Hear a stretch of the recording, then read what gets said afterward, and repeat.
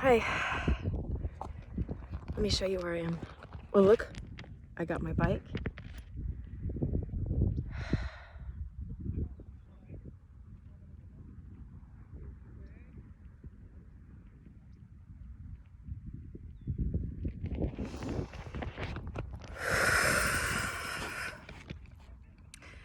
I woke up and I had all these serious thoughts in my mind. So I tried to take a step back from them and just be present. I have a head cold, so my head's all stuffy.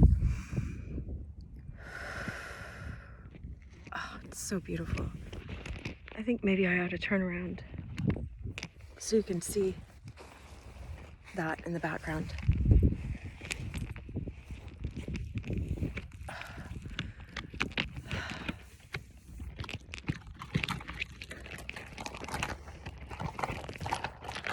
Let's see. Oh.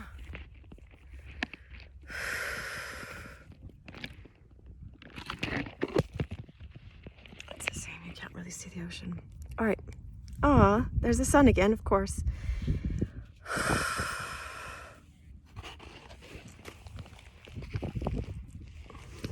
All right, so this is the picture that was coming to my mind. Imagine if you know someone that is working in a grocery store, and in the night you come and they let you in the back door of the grocery store. And they're like, go ahead, just take whatever you want. They don't own the grocery store, they're just working there. And so it's like, you're stealing.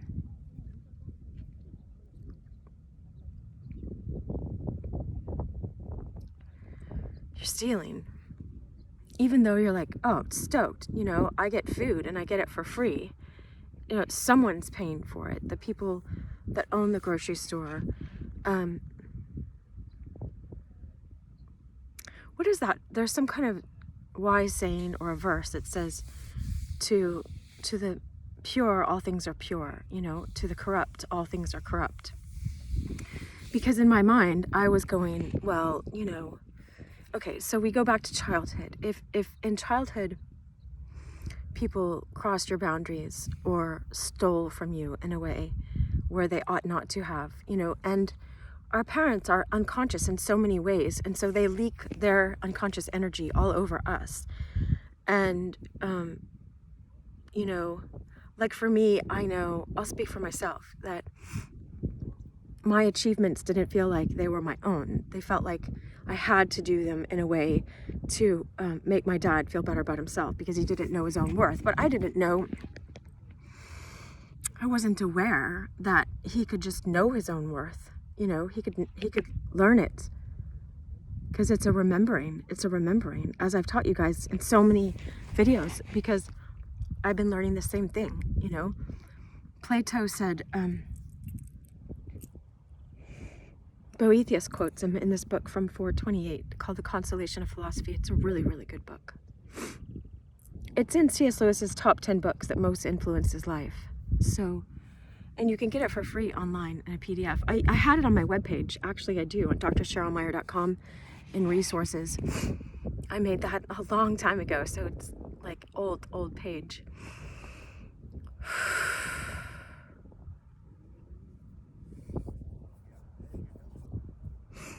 But Boethius quotes Plato, and he says, all learning is just remembering. So I used to have this picture of what we think and what we are, and it was like this person that just looked like charcoal, it's, burnt out pretty much. And then what we are is this glowing person. It's just like shiny. It's like if we're made in the image of God, in the likeness of God. And Jesus said, I am the light. And he says, you are the light.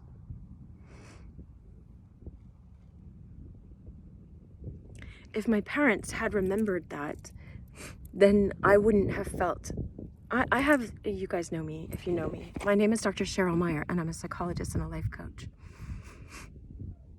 and a roller skater and lots of other things. And I guess a mountain biker, because I came up that mountain today. That was it was rough, man. It was a mile up. I had to keep being in the present and being like, it doesn't matter that I want to get to the top of this. Don't worry about that. I know that that's my goal, but also just be present right here, as if it doesn't matter if I get to the top. It doesn't matter where I go. Just fully be present and do my very best in that moment. And I felt like barfing. I felt all achy before I started this, but I was learning something from Eckhart Tolle the other day. He was teaching a class and he was quoting Christ, and he said, "Ask and it shall be given. Seek and you shall find. Knock and the door will be opened to you." And those words I know because I took Greek and I heard it before, is their action verbs. They're continuous verbs. I forgot the name of that. You know, it's like knock and keep knocking, ask and keep asking, seek and keep seeking. But as I'm going up the, let's see, you can't really tell. As I'm going up the mountain, my body is asking by continuously taking myself to my own edge. I'm asking when I do yoga, and I keep asking for more strength to do. And some people are against yoga. I don't know about that. So I don't want to throw things out that are good for us. And I don't want to suggest things for people if that's not the best path for them. So I don't always know. And I tell you guys that, but let's say if I was just doing push-ups, as I do push-ups, my body is asking for more strength, and more strength appears as I go up that mountain on my bike. These hills. I was down below on the other side.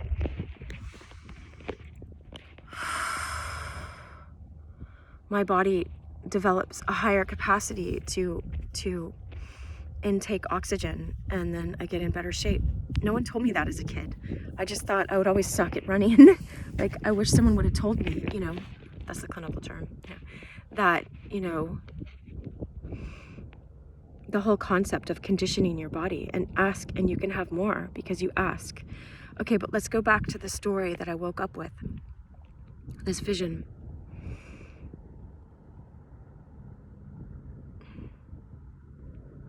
Just wait until I tell you why. I don't know if I will tell you. Maybe I will. Probably. But it was a girl. It was a girl letting a guy come in the grocery store. So figure out, just because she can doesn't mean she ought to. And just because he can take doesn't mean it's not stealing. It's in the wrong context.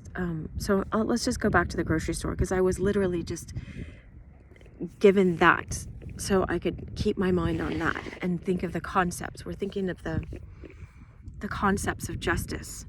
Okay, because if my friend's working at the grocery store and he lets me into the grocery store and I just go take stuff without working. Yeah, what I was saying is, if I was used a lot as a child, or abused or broken down or whatever, then I will just assume that the person owning the grocery store is stealing it from someone too. So who cares? They're stealing it. Everybody steals. Like that one movie from the 70s. I remember sometimes it would be on the TV, it was like everybody uses everybody.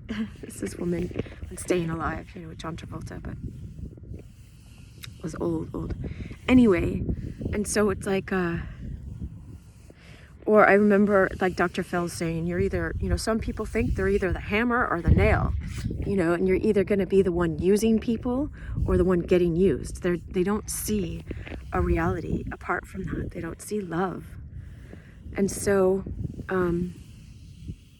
God knows we don't see it, God knows we don't believe. And this is why yesterday, about 24 hours ago, a little bit more, whatever 24 and 8 is, 32 hours ago, a little bit more, I sang that song, I Believe, because I had gone, I won't say all my personal stuff, but I had gotten advice from a spiritual teacher, the guy, and he suggested that verse that says, I believe, help thou my unbelief. Someone said that. It's a quote. Someone said that to Jesus. And so it's like, help me. You know my weakness. You know that I don't believe always in the good of people because I didn't experience that as a child.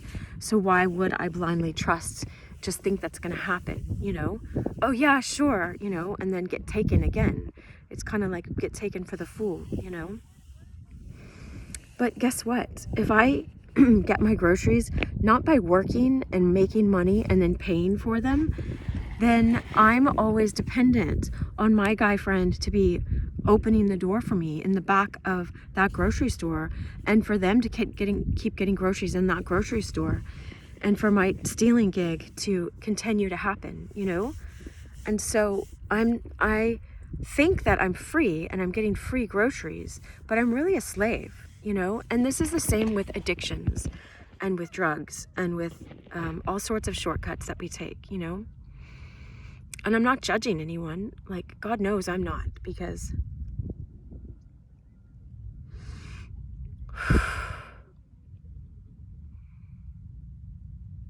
let's look at the ocean again. If you want to know where I roller skate, it's over that hill over there. Oh, you can almost see the houses. I think you can. It's down Pacific Coast Highway. Anyway, so there are spiritual shortcuts too, and that's like some of the esoteric and the occult. And you guys know me. I like studying, and I study deep. I don't like surface stuff. I don't like when people reduce God to some caricature or some McDonald's hamburger Jesus. You know what I mean? It's really offensive to me, but I try not to judge that either. A sing-songy Jesus that has no depth and doesn't show you how to get to these deep places where you love well and you love deeply and you feel loved deeply and you are loved deeply.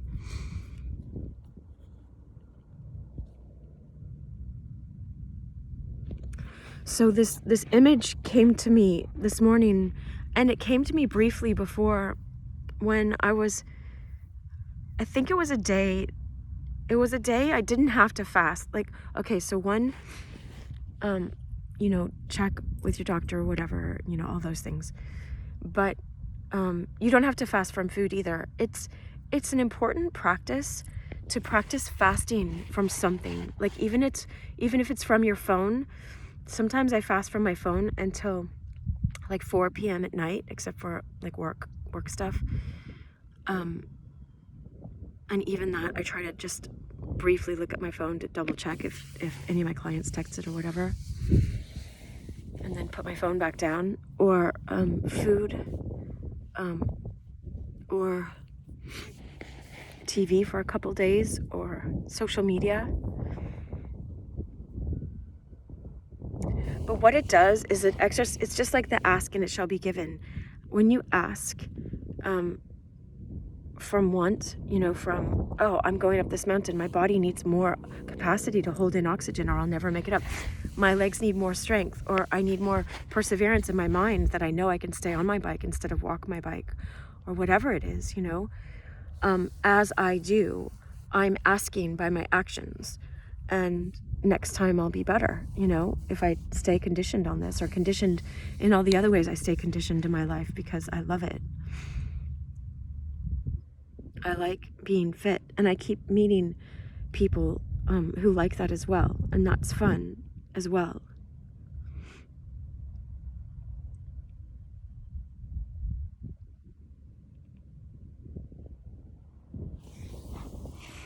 Yeah, we can be obsessed with that, and then that's an ego thing, it turns into an ego thing, and I'm only doing it, in order to look hot so that, whatever, I don't care, I'm just not gonna go, like, whatever, y'all live your life. I'm talking about, it's all related, but whatever.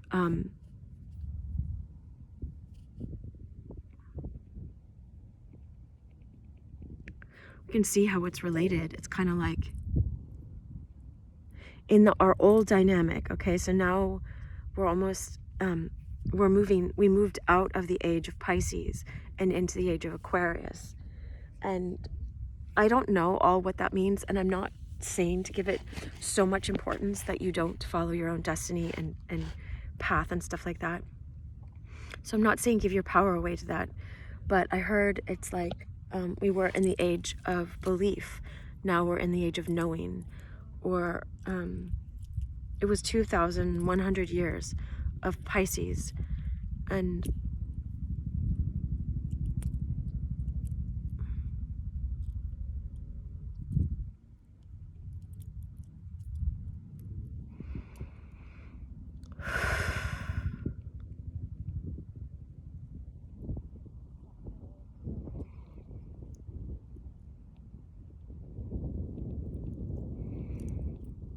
I believe, help me in my unbelief. Help me in the conditioning of my childhood, the pain that I experienced, and I don't want to be identified with it, you know? I feel like, I heard it the other day, like a cloak that you just leave behind you, you know? But then if it starts playing in your life again. So let's go back to this for a second. If I was addicted to a certain, you know, substance,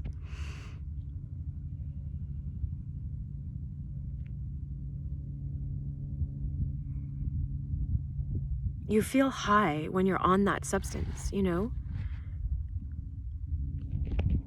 It's just, who did I hurt, including myself, in order to keep acquiring that substance?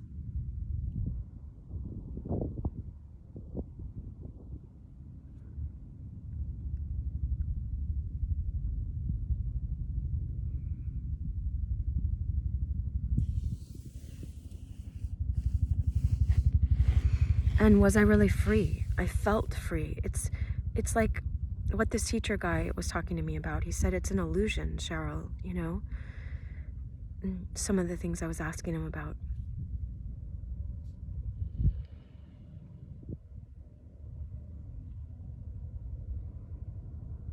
The high isn't an illusion. Like, this guy knew he used to get high all the time on just smoking.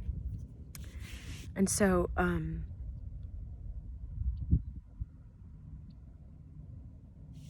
the high is not an illusion. You feel the high of whatever you're using.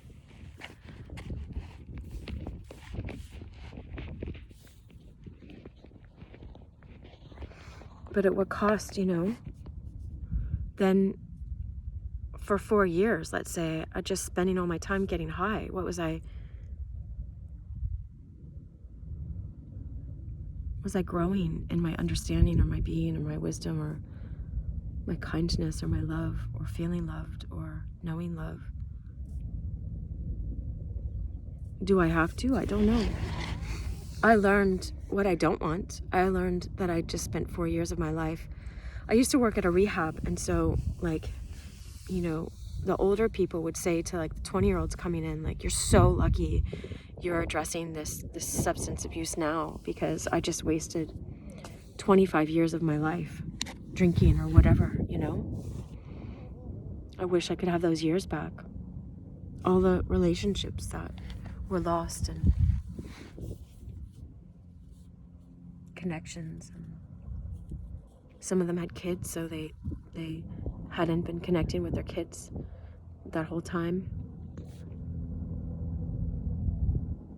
So what I was going to say is, when you practice fasting from something that's not bad for you, you know, like not going on your phone for a while. You know, I met this guy the other day that did the yoga with me, and he was in Hawaii. I think he went for 6 months without his phone, you know, because he was just detoxing. He was burnt out he owned like 3 companies or something.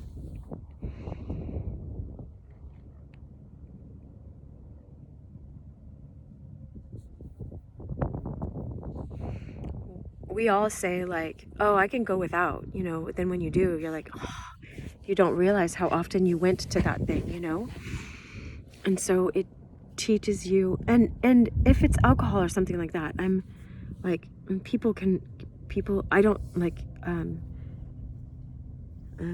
it's dangerous to just go cold turkey on that, as what I've heard. I'm not sure. So I'm not saying to just do that.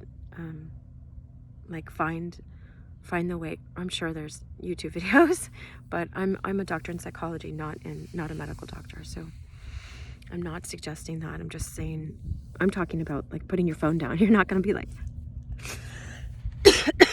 excuse me. You might. I mean, you might have neural pathway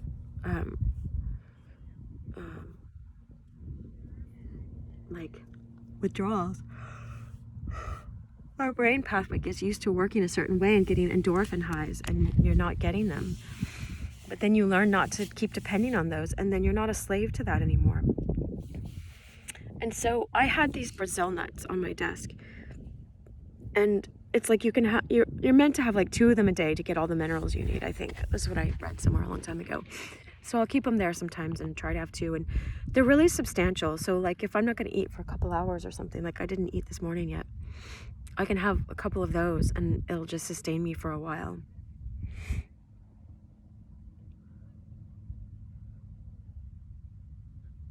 And I looked down at them one morning and I was like, oh yeah, I'll just have a couple of those. And I got this intuition, like, don't take them just because they look good and they're sitting right there, you know, see what happens. And I was like, but I'm hungry, you know? And I didn't eat them, and I went on, and it stayed in my mind, you know, because for me, I'm trying to think like the men in this world, you know, because I guess, I looked it up. Yahweh, okay? They said Yah is a feminine aspect of a word, and Way is masculine. So even the name of God, Yahweh, is feminine, masculine, you know? And when you say seek first the kingdom of God, the word kingdom is queendom. It's a feminine word, you know? And our Father is even like our generator, the one that generates us. And it's like, if God is this ineffable substance, you know, this light, this unnameable being, then we come out of that. That's beyond male and female. I want to get it napkin that I brought.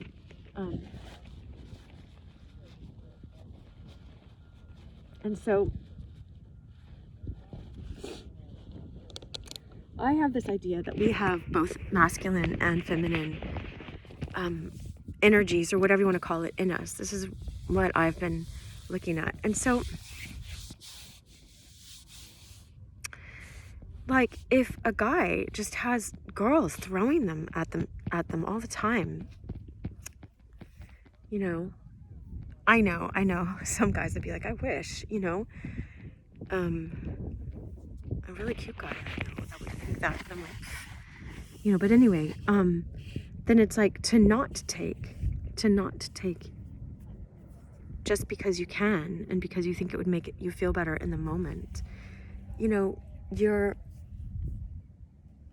there's this weird dependency that happens, and it doesn't look like you're stealing. It's like, oh no, my friend let me in the back of the movie theater or the back of the grocery store or whatever. It's like, I'm not stealing. Who am I harming? There's so much food, you know, and it's like, well, if everybody did that, then there wouldn't be, you know what I mean?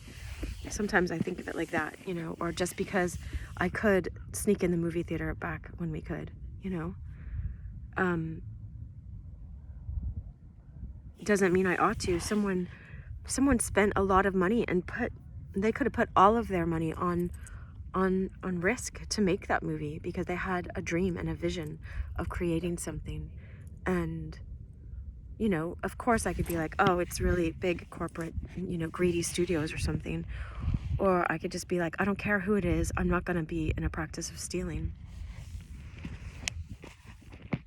Because then, who am I teaching myself that I am? I let other people steal from me then, because I think stealing is common. When I don't do it, then I have boundaries with other people. I'm like, forget it. You don't get this for free, It's not for free.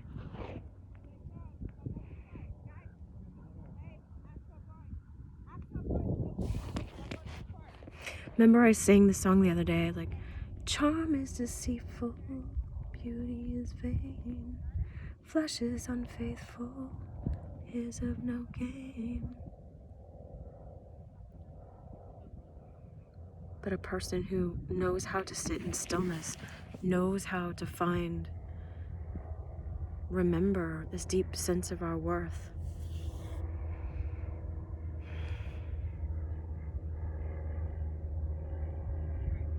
When you get to this I am place, you really don't need anything and you are free. I used to love that verse as a kid. It was like Christ saying it is for freedom. No, it's not Christ saying it, but someone said it's for freedom that Christ set you free, so be free indeed.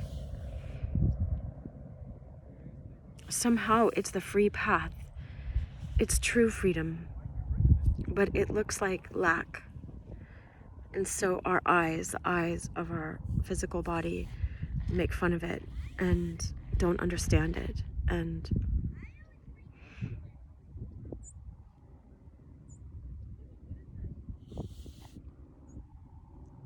that's it. I'm not telling you what to do. Just thinking about these things this morning and wanted to share them with you. I wish you love.